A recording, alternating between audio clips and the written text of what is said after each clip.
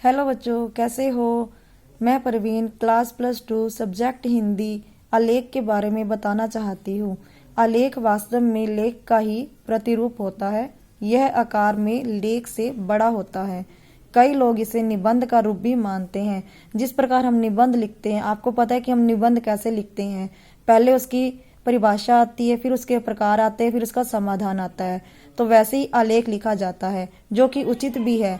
आलेख में आ उपसर्ग लगता है, जो यह प्रकट करता है कि आलेख संपूर्ण होना चाहिए। जो आ उपसर्ग है वो क्या पता कर रहा है कि उसमें संपूर्ण होना चाहिए, यानी कि पूरा होना चाहिए आलेख। तो आलेख को लिखने में हमें कौन कौन सी बातों का ध्यान रखना चाहिए, कौन कौन से गुण उसमें होने चाहिए। उसमें फर्स्ट ऑफ ऑल नवीनता एवं ताजगी, यानी कि उसमें जो आलेख होता है वो नए रूप से स्टार्टिंग से लिखा जाता है। उसमें ताजगी यानी कि ताजापन महसूस किया जाना चाहिए। सेकंड, जिज्ञासाशील। जिज्ञासाशील जानने की इच्छा। उसके अंदर जो अपन जो टॉपिक लिखेंगे उसके अंदर हमें क्या लिखना है, पहले हमें उसके बारे में जानना पड़ता है। नेक्स्ट है विचार स्पष्ट, और उसके लिए जो हमारे विचार होते हैं वो स्पष्ट होने चाहिए। उसकी जो भाषा होती है वो बिल्कुल सरल, सहज एवं प्रभावशाली हो, ताकि पढ़ने में आसान हो। एक ही बात पुनः न लिखी जाए और एक ही बात को दोबारा नहीं लिखा जाता है। संबंधित बातों का पूरी तरह से उल्लेख हो।